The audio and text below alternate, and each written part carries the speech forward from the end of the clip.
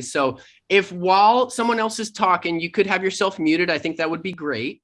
And then Casey, is it ready to take it away now that I'm showing up a little bit tardy and everything? Has all the housekeeping happened? Yeah, you're in control. I will monitor chat questions and Facebook questions for you, but the three of you are now in control, in charge. Go for it. Well, I love it. We love it. Well, hey, thank you all so much for joining us for this very special Science Cafe. And thank you so much to Casey for hosting us here. We're here to talk about a very, very special project that's a part of the Common Census Festival. Now, the Common Census Festival, we hope that you know, is a month-long citywide art, science, and technology festival that calls attention and awareness to the neurodiverse community and their families. We here in Nebraska got some work to do to catch up with autism services and neurodiverse services just on the whole. And so we are really excited to be a part of the Common Census Festival that's happening with art installations down at KANEKO, performances across the city, film screenings, workforce development workshops, and wonderful discussions like this. So thank you so much for being a part of that discourse and dialogue. And I'm going to start today's presentation by introducing our two experts here today who are going to share a little bit about their research. And we'll start by James Coleman. So James, why don't you introduce the group to yourself, a little bit about your background, and a little bit of that little bio snippet that will let us learn a little bit more about you. My pleasure. And first of all, thanks so much for having Matthew and I today. We're very glad to be here. So yeah, as Michael introduced me, I'm James Coleman. I'm an engineer, a researcher, and a PhD student at Princeton in New Jersey. My professional background is in applying the Internet of Things, which is basically taking devices, connecting them to each other and the internet, to buildings and how we operate buildings. I've done this in the capacity of an Internet of Things developer, where I worked or led a small team building gadgets from the circuit board up to make buildings smarter, as well as in the capacity as a consulting engineer, where I helped people who were building new buildings or updating old ones to help them leverage sort of the newest connected technologies to make their buildings smarter.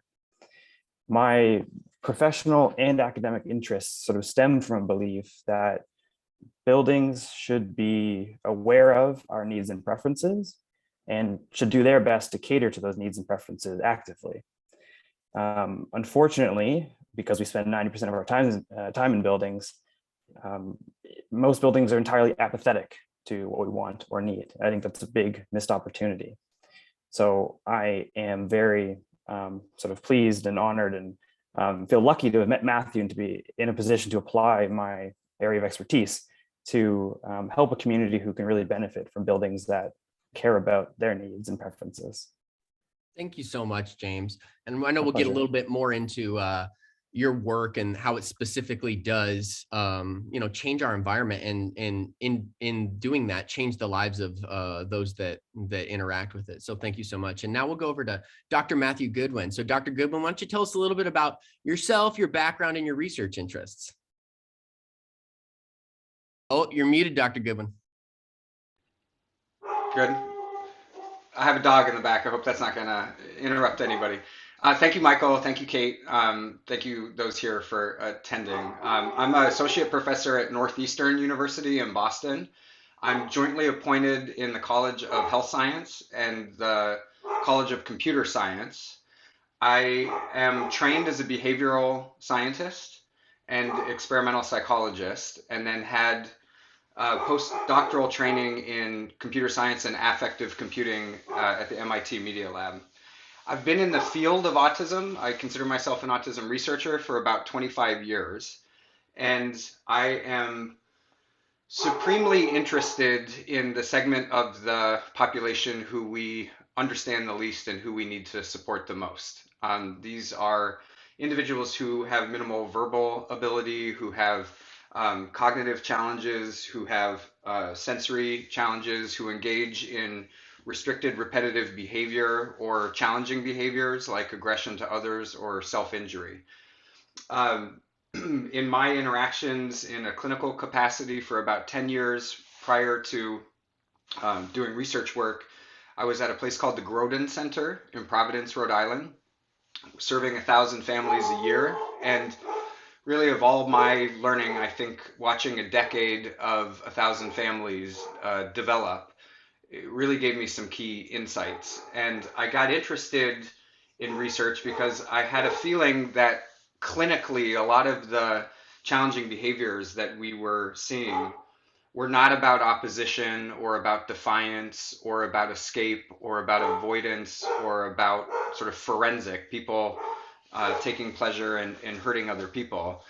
It seemed to me like it was more related to stress and emotion dysregulation and coping.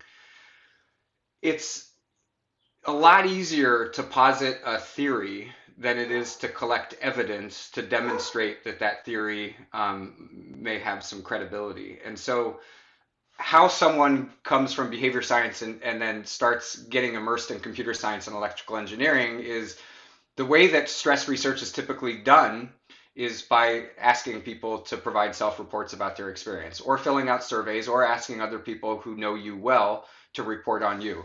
This was very difficult to do with the segment of the population that I was wanting to understand better.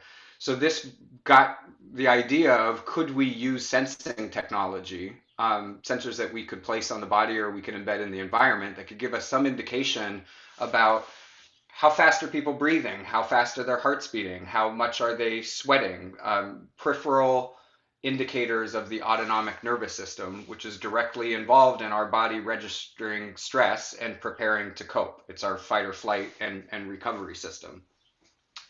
And it doesn't require any conscious input on the part of the person being recorded to provide any information about how their body is responding to events of challenge and events that are soothing or calming or regulating. And so I know we'll talk more about it later in this conversation because it directly feeds into how James and I come to meet each other, how the living room and the cardio chair are sort of inspired. And I'll save some of that for later, but suffice to say that in many instances now over the last 20 years, after we had demonstrated early on that there are cardiovascular differences and electrodermal, that's the sweating magnitude, in individuals with autism compared to typically developing individuals. At rest, not taking medications, normal blood pressure, no demand, several of the individuals with autism that we were observing in those early studies were 20 beats per minute higher than their typically developing peers. And you have to understand the clinical significance of this. They're not red in the face, they're not sweating, they're not fidgeting, they're not making attempts to sort of leave this space. They look calm, cool, and collected. Their internal state and their external state are mismatched. When we look at them, we make the inference that they're calm, ready, prepared to interact with us or to be recipients of our teaching. Their internal state belies that. And I got interested very early on in how many missed opportunities are we having because we do not appreciate that there are preparatory steps or activities or environmental conditions to help somebody who might be in a hyper-vigilant arousal state to be calmed before they can receive information. And so my lab, the Computational Behavioral Science Lab, for which Elizabeth Lanspa, who's here with us today, was a master's graduate. I call it the X-Men Academy. We're a collection of students from engineering, from computing, sciences, from psychology, from development, and cognitive, who are broadly interested essentially in taking the lab to people instead of bringing people into the lab. If you look in the published autism literature and you publish studies in journals, if you go to the participant section in the methods and you read the demographics, they're typically of fluent verbal ability, generally higher IQ. They're a more compliant, convenient sample for researchers because that lab, you have to recall, is a strange place with strange people where you're going to do tasks you've never done before for an ill-defined period of time. That is one grand stressor with people in it who are evaluating you. So what this means is the individuals who likely, so we have a bias of representation of the population, the 30 to 50% who have intellectual challenge and who are less communicative, we know virtually little in comparison to what we know about the more mildly impaired. So wearable sensing, environmental sensing, ways to record quantitative information about biology and behavior over time in natural settings. That is my passion. That's what folks in the labs work on. And as we'll bridge, I think later today, I think there's a place for art in here, and I think there's a place for assistive technologies. And most parents' lives aren't changed by reading journal articles. So can we introduce artifacts, products, services into people's homes that they live with that provide some advantage to them while also collecting data that we can then bring back to scientists, generate new theories, test new hypotheses, and have more representation in our literature. Wonderful. Thank you so much, Dr. Goodwin. And that really does set the stage for what you all are trying to do, and the very kind of intuitive and humanistic kind of intention with your research and what you're trying to do, but kind of the challenges and the hurdles that come with collecting quantifiable data with these types of phenomena and things like that. So let's move along a little bit, because it didn't all start with the Common Sensus Festival, right? It didn't start with the cardio chairs in the living room, like we'll see here in a little bit, but it started with kind of a pilot program or a pilot project that James, you and Dr. Goodwin connected on. Could you tell us a little bit, James, and maybe we'll start with you, about how you came to connect with Dr. Goodwin and really put your two research areas together for that initial pilot project? Sure, yeah. So in 2017, I was actually working at Princeton long before I became a student here, building environmental sensors. And a startup in New York reached out to me and asked basically for my skill set to join their company. And the very first project that I was put on when I joined that startup was a project which they and Matthew had written an SBIR grant to pursue. And I'll let him sort of maybe provide some of the backstory on how that got sorted out. But the short of it is Matthew and I met, I think, in maybe late 2017 for the first time, and then sort of physically started working together in early 2018, building out a kind of smart room prototype in his lab, which we would eventually use for the study, which I'll let Matthew describe. Yeah, Matthew, why don't you go for it? SBIR is a small business innovative research mechanism. It's a federal grant that basically gets awarded to a company, a for-profit in the private sector, and then a university to demonstrate proof of concept that could then be used for phase 2, which is sort of translational research into something in the marketplace. And the National Institute on Disability, Independent Living, and Rehabilitation Research, NIDLR, is very interested in community integration in housing, vocation, self-determination, and independence in those who are neurodiverse.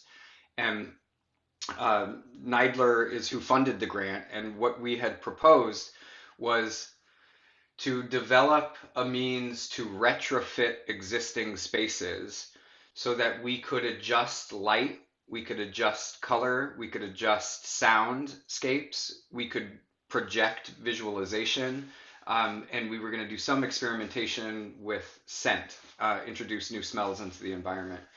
As you all probably know, the majority of educational spaces and living spaces for individuals with autism, in this case, they're not bespoke. They weren't built by design with the sensory needs in mind. They're often retrofitted spaces, and they're usually donated by churches. They're usually in basements. They're usually smaller occupied spaces. And you can imagine that if you have sensory sensitivities to sound, to smell, to light, being crammed in a space with people who are loud, people who may be moving a lot, carpets that are years old or brand new and are off gassing. I mean, it's a really sensory challenging environment, and this is where we are asking our students to be calm and to listen to us and to learn. And there are these great competing sensations that are noxious for a lot of these individuals in these spaces. So this was sort of the premise for why we would want to do this. And then the question was, if how are you going to do this economically? Because you can't build a bunch of new spaces. So what can we put into existing spaces that then enable customization of those environments? Maybe first with input from the family, and then through observation of the individual with autism, when we have different colors, different brightness levels, different projections on the screen, we can infer their preference based on the kinds of activities they're engaged in. We also gave them the control unit so they could adjust the environment and kind of explore. And then whatever they left it on or returned it to, we can infer, even if they can't tell us, that this is a preferred environment. What you'll see on the image that's up right now, it's a young man and his father. He's got a belt around his chest. So that belt has wires that lead in under his shirt. So the study was both sort of really on James's side, developing the control units and getting this room to be able to be responsive in this manner. And then what my lab was doing was recording cardiovascular and electrodermal activity. So we were trying to demonstrate proof of concept. Could we build this external unit? And then could we have an interface that would make it easy for people to essentially program, customize the setting, and then do those different settings have measurable effects on the physiological state of the person who is in the room. And this was, I think, a 2-year study, and basically we had very successful outcomes. The interface could get built. The children were responding behaviorally and physiologically in ways that we could observe and we could document. And the company essentially that started this work with us ended up getting an award from NASA to build the future's apartment in pods on Mars. And James and I said, I think we're going to stick with autism and neurodiversity and integrated systems for more humane living spaces. Now, where we wanted this to go and Common Senses has sort of been our midway point. But the future of this research for James and me is if we can then close the loop. Could we integrate the physiological data and the state that an individual is in and have the room automatically adjust and adapt based on learned preferences earlier, so that it can create more calming environments or more activating environments, and see if that enables an individual to better self-regulate and have less dependence on a second party person to come and basically help that individual regulate.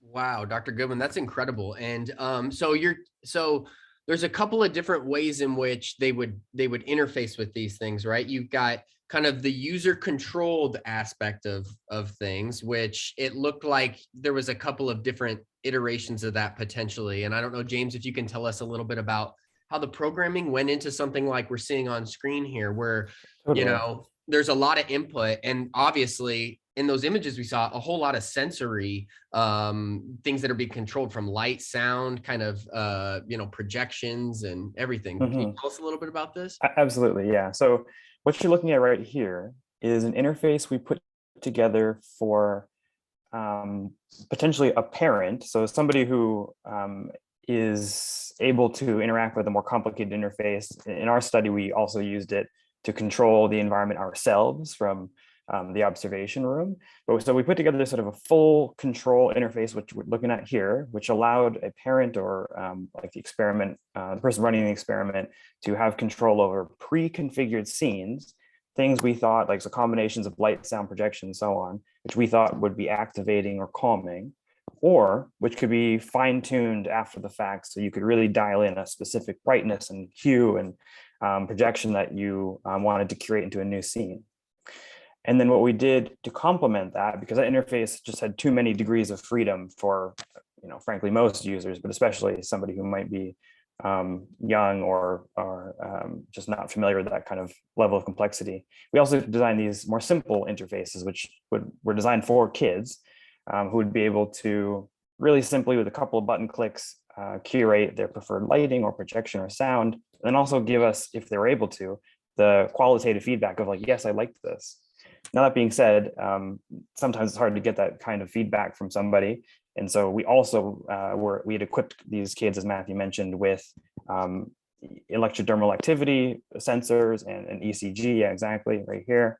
So whether or not they gave us a sort of qualitative feedback, we were actually able to discern through physiological changes what kind of effect that particular configuration was having on them.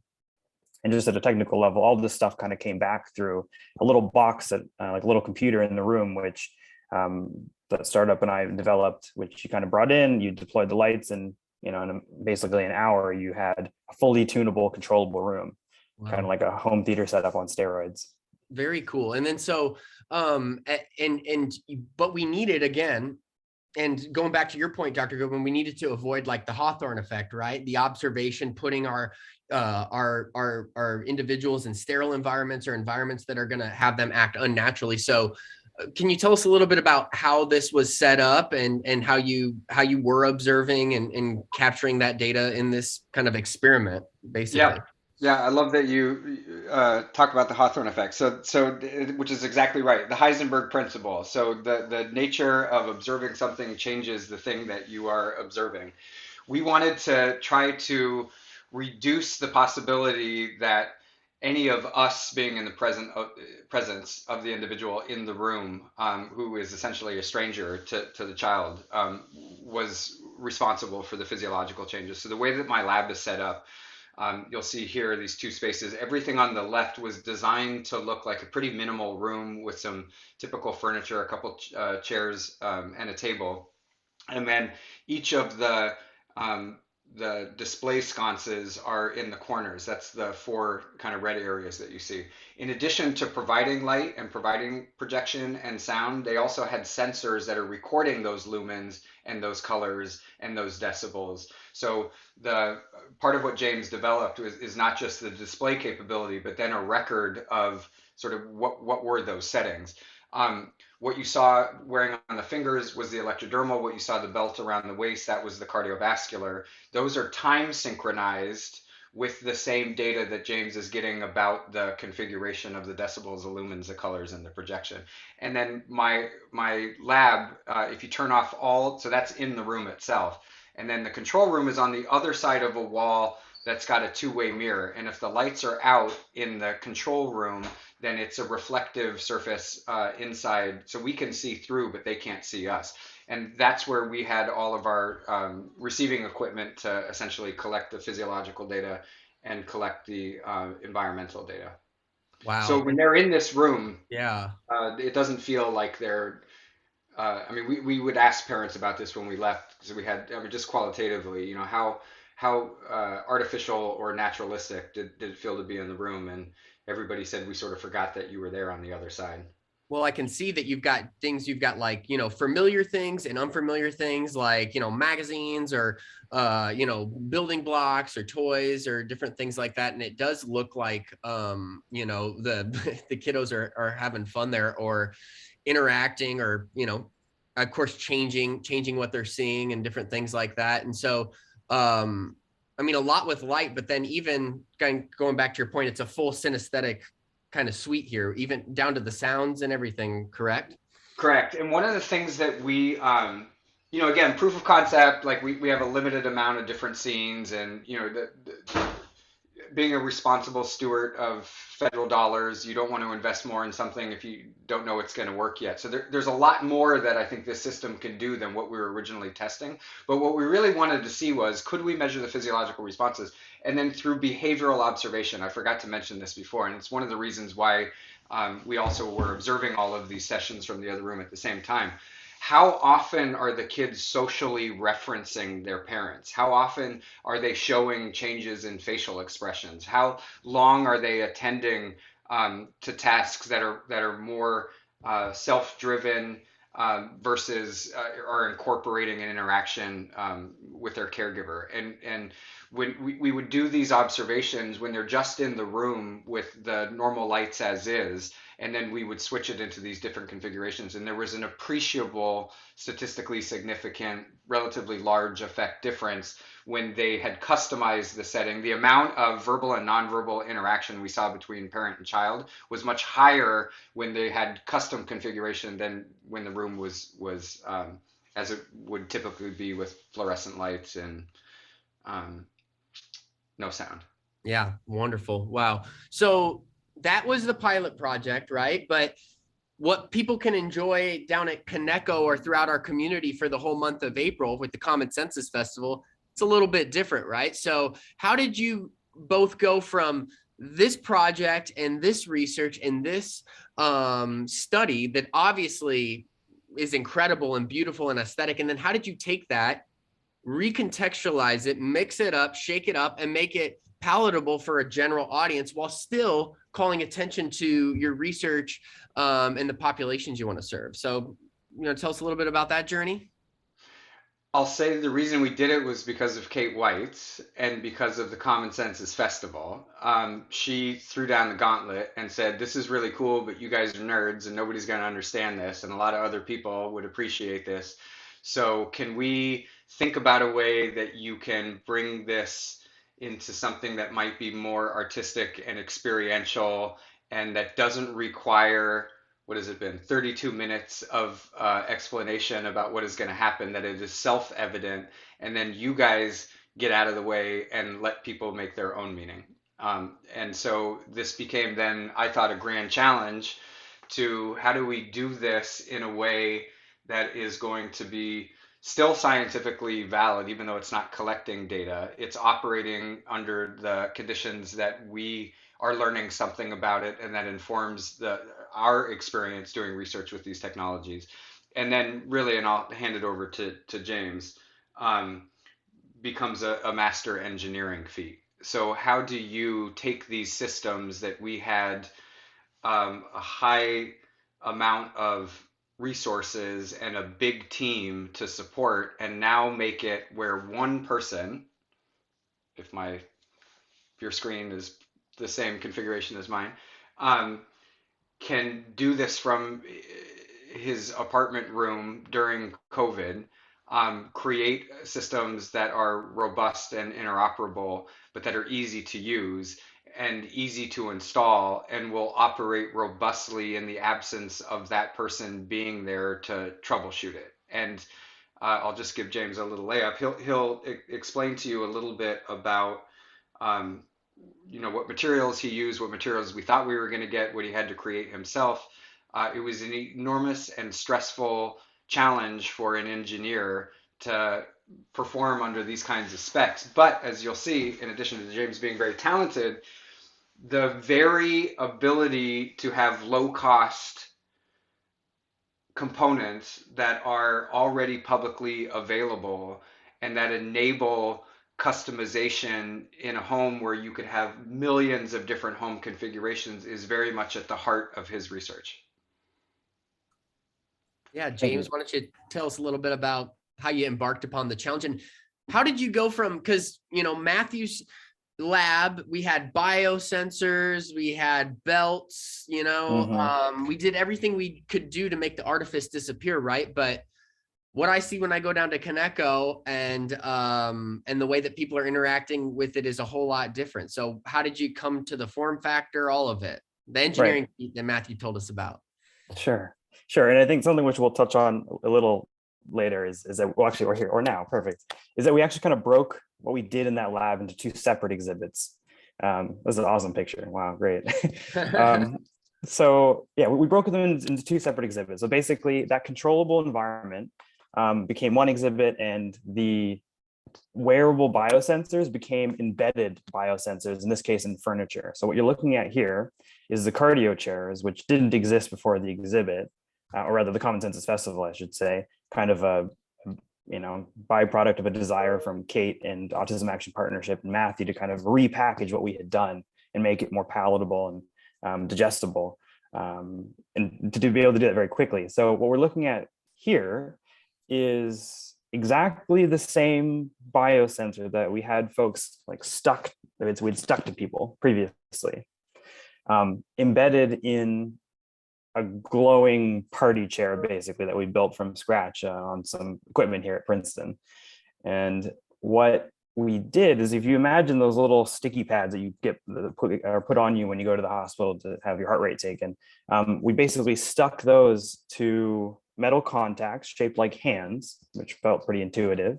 And those hands operate in the same way that the heart rate monitor on, say, gym equipment works. So it's just a metal contact, no glue, nothing like that. You just sit down in the chair, you put your hand on it, and this thing starts taking effectively a voltage reading across your body, or basically being driven by your heart. And as this voltage reading is being produced, I have some software running inside of these chairs, which is actively computing the beats per minute. It's looking at the variability, which I'm going to let Matthew sort of talk in more detail about, but how consistent or irregular your heart is beating. And it's that signal, that regularity or irregularity, that we use to drive color in these chairs, which you see right here. Exactly. So we've got these two sisters are having a conversation, and their bodies are changing in basically real time, and the chair is picking up on that and visualizing it, sort of making the invisible visible also in real time. I'll just add one piece. Thank you, James. Yeah, That was really of course. perfect.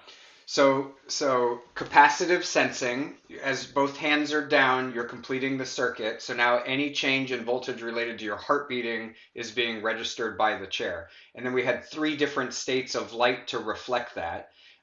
If it's sort of whitish yellow, you have a pretty sort of standard beat to beat, the interval and time between your heartbeats. So heart rate is the number of beats per minute. Heart rate variability is the distance between those beats. Heart rate we interpret as, if it goes up, then we're more activated. If it goes down, we're more relaxed. Heart rate variability is the opposite. So if you have high heart rate variability, you're more adaptive, you're more regulated. You can adjust your behavior to your setting more quickly. If you have low heart rate variability, you're probably more activated or stressed. So red is the more activated stress, white is consistent, and blue is sort of more adaptive or regulated. So what's interesting within an individual, like we're seeing now, we're able to visualize shifts in his internal state. So he just went from being kind of neutral to now more calm. And then if he gets more activated, and I think a parent says something to him, you'll see in a second that this is going to switch him into a red state.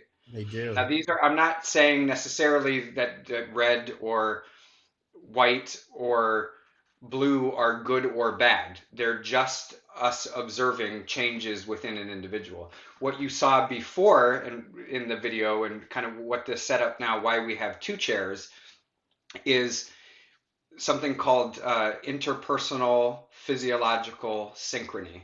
And there's a research literature that suggests that there is more physiological attunement, engagement, synchrony between mothers and infants, romantic couples, clients and therapists, coaches and sports players, bosses and employees, conductors and orchestra members. That our constructs of empathy, of affiliation, of attunement, of co-regulation are subserved by our nervous systems mirroring each other. And so we thought this would be a really cool way to engage, to facilitate, without anybody knowing that background, what would they do together to try to get in the same physiological state, or to not be in the same physiological state. So it created basically a space for people to interact with each other and see what effect it's having on each other's bodies. And I'll tell you, one of my favorite experiences while at Common Senses for the opening day, I think there were 216 families from the community who came in, was to watch and listen to the interactions between 2 siblings, between a married couple, between an individual with autism and a paraprofessional.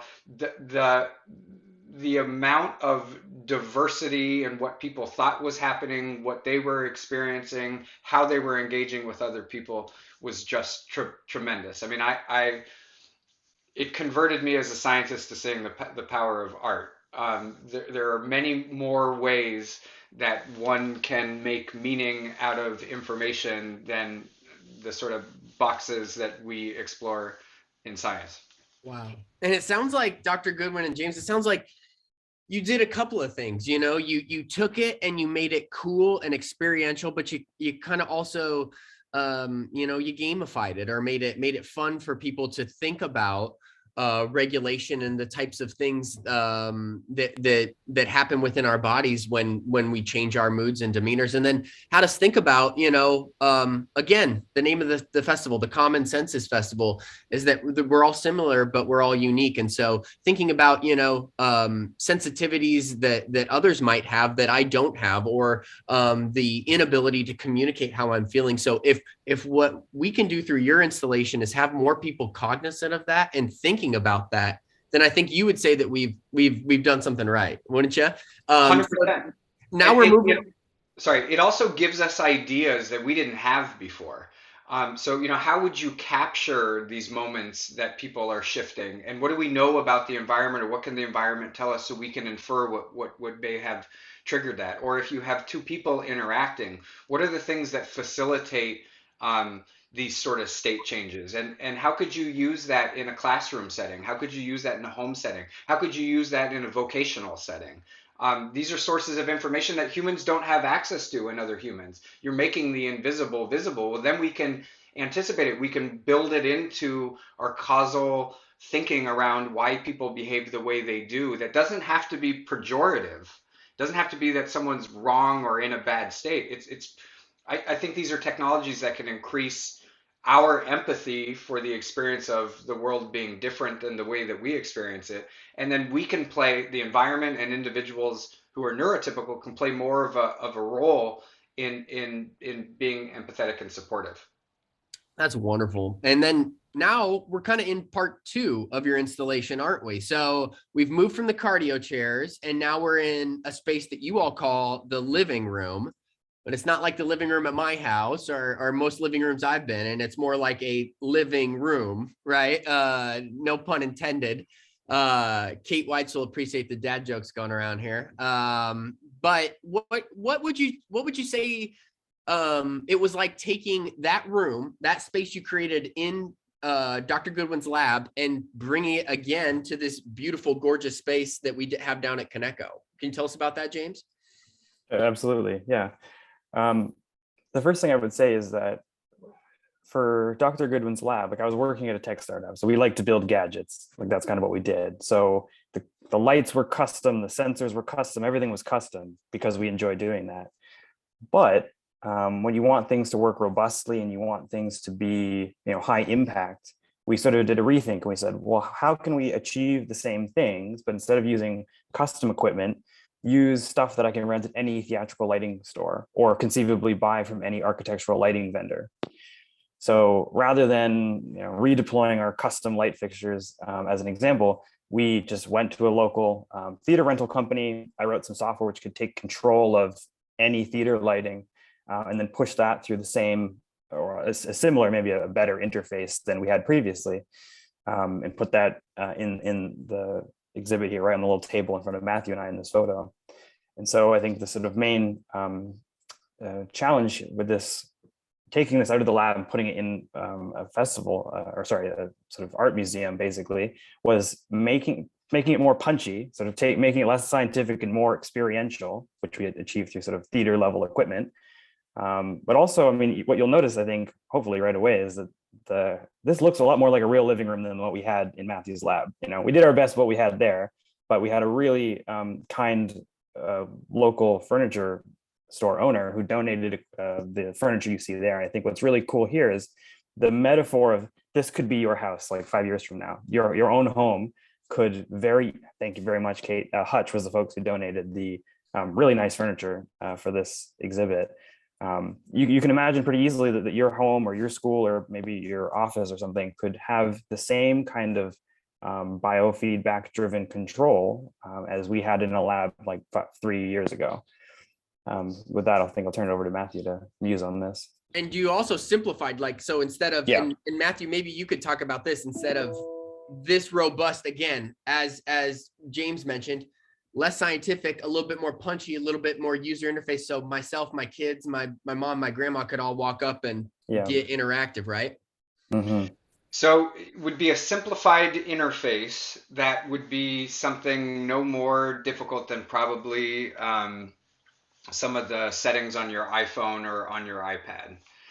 The other thing that we have thought would be kind of cool is if, and you know, these are use cases beyond the festival installation, but if the room knew something about your affective state, the time of day, the kinds of activities you are typically involved in, kind of like your Nest thermostat learns when you're in the home and what settings you adjust it to. Over time, it could build a personal profile where the environment would be changing prior to you having to get up and say, I need an adjustment. It would be anticipating based on your past behavior and really your preferences that are inferred because you tend to change it similarly during different activities or moods or times of day. That it could basically be a step ahead of you and make those modifications without you having to consciously or intentionally go and doing that. And then as you made adjustments to that pre-program, it could update its learning. And then one can always take authorship over the room and change it. And we were just using kind of two different examples is what we were thinking of in terms of a demonstration of the capability. Well, three actually. So there's one can change the light and can change the imagery and the brightness on their own. That's sort of state one. You might call that kind of authoring the scene. The second state was chronological. So we were doing this just in sort of 3-minute epics because of the fact that there's high throughput of people who coming through the festival to experience this. But idea being that you could have light and sound and imagery that sort of maps the arc of the sun rising, hitting peak in the day, and then back down into the nighttime. And then so kind of a chronology. And then a third setting we had played a little bit with was sort of mood induction. So something that would be taking you through very calming to sort of more activated to then sort of high activation and then soothing again. And so you kind of have this envelope in both of those where you're kind of mapping the kind of arousal curve of low to high and low again. And I think both James and I are interested in this idea of if you combine this with the physiological sensing, could you use the Internet of Things to do state-dependent changes that, so this could be everything from if someone is having a rapid increase in their cardiovascular arousal in the absence of increased motor movement, could your lights dim? Could soothing music come up? Could a scent be introduced into the environment? Or if someone is being very lethargic and they're, supposed to be doing I don't know, let's say a homework task and they're sort of slowing down or they're nodding off. Could you bring up some stimulating and activating imagery and sound that would kind of perk you back up again? This is what good teachers do. They monitor their students' state and they push and they pull to sort of keep them regulated and keep them engaged. We can't learn things if we don't have attention and integration of information.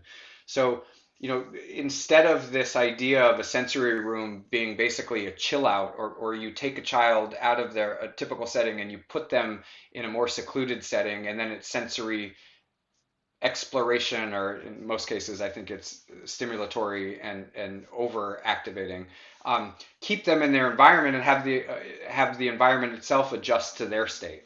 What are the kinds of benefits that we could see from that is something that interests both James and I very much. And now that we have things like Siri and Alexa and Google Assistant, we've already got units in the home that are hubs that are connecting to other utilities in our house.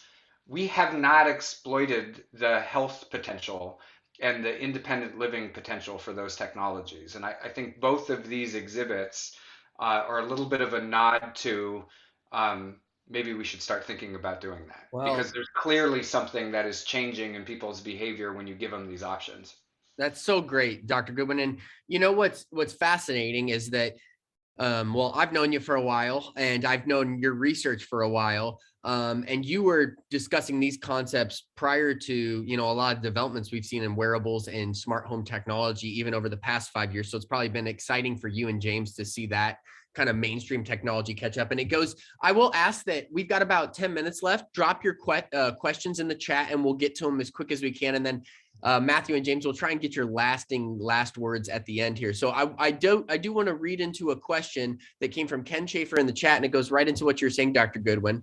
Ken says, my iPhone, iWatch can measure my heart rate and its variability. They can play music, control my light systems. Are there programs that can tie these things together in the home? So it's kind of getting to what you were suggesting. So are we on the precipice of taking advantage of healthcare, like you said? Yes, I'm going to hand that to James, though, because this is at the heart of his research. Yeah, so the unfortunate answer is not that I'm aware of, but the sort of silver lining is it's not very hard. And so this is my fundamental driver, is like, we have all of the technologies. We've had them probably since the early 2000s, but there hasn't been, I guess, enough of a demonstrated need to just put that little bit of glue that ties it all together to, you know, achieve, like Matthew's described, an independent living benefit or a health benefit. And so not presently is a short answer, but by the end of my PhD, I should be able to tell you that, yes, we have that.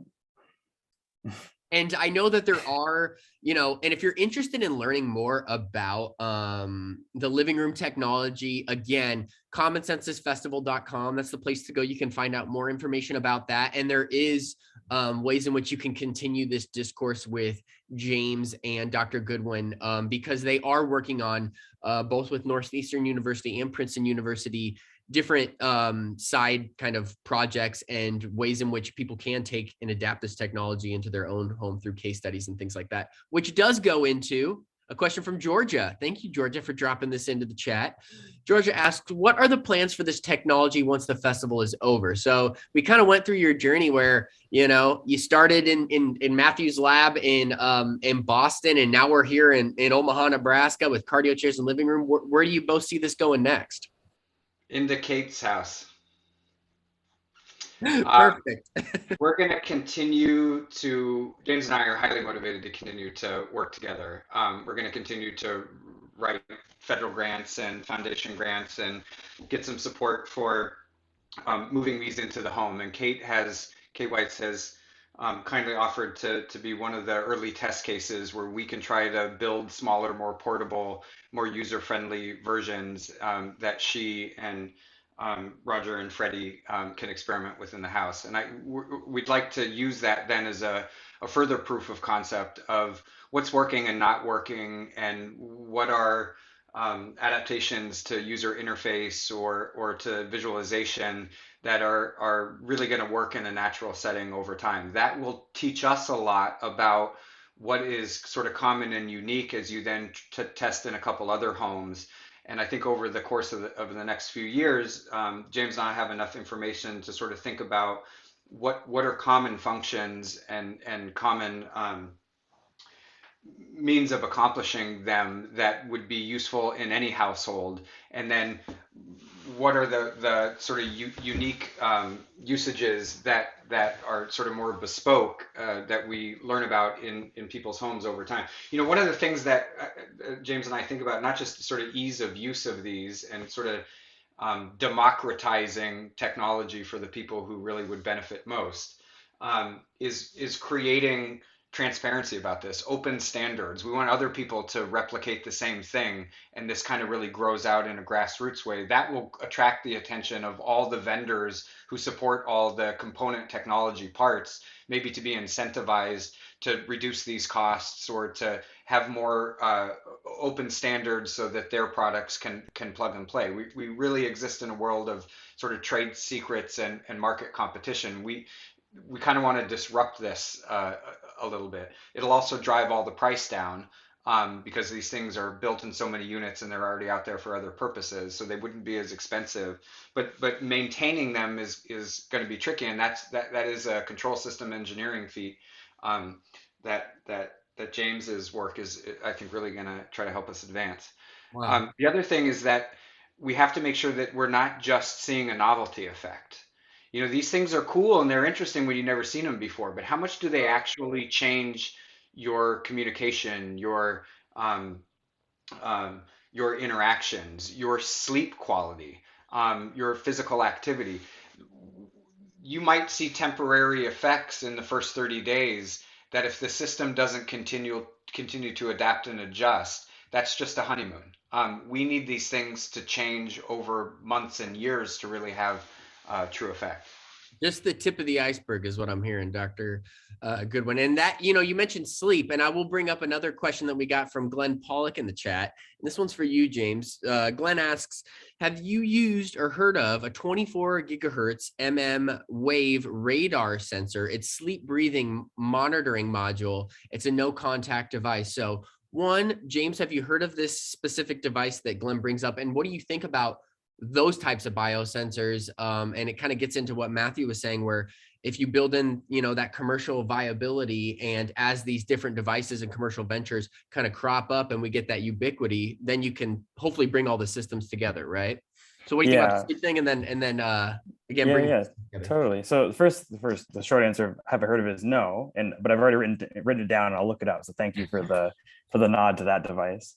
Appreciate it. And I mean, Michael actually already did a pretty good job of summing it up, but I think, and actually so did Matthew, he alluded to this as well. But part of what really interests me is making sure that all the devices can talk a common language, so that as new devices come onto the market, such as this millimeter wave radar, right, we can add it to the plethora of inputs, which we can use to discern preference.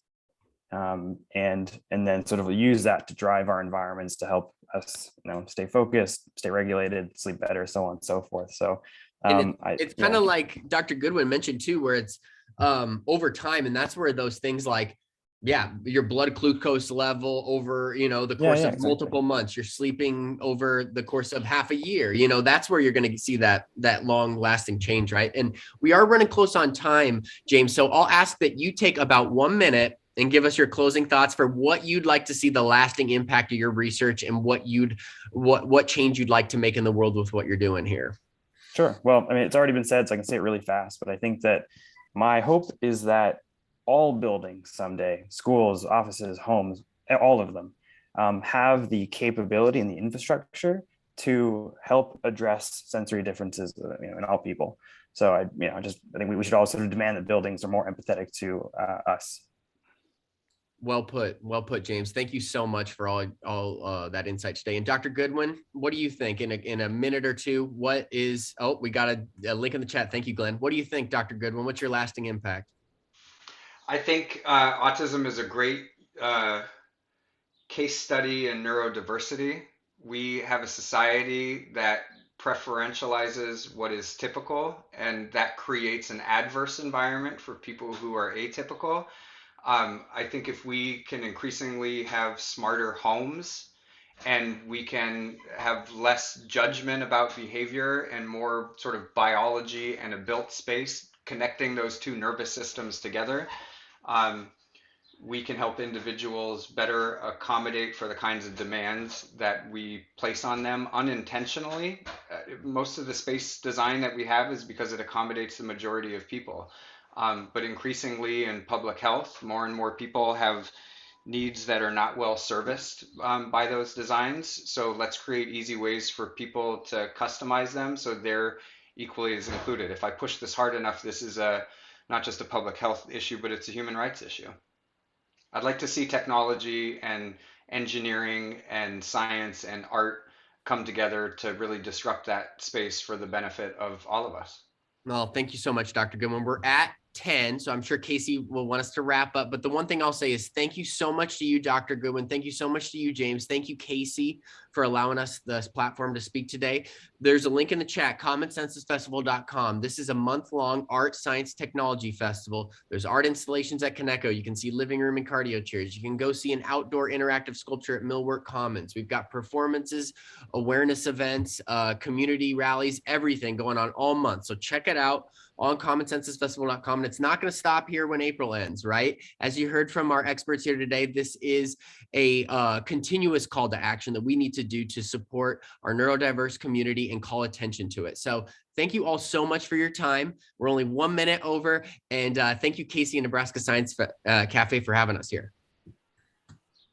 Yeah, Thank you for your you. thought. Thank you. Bye.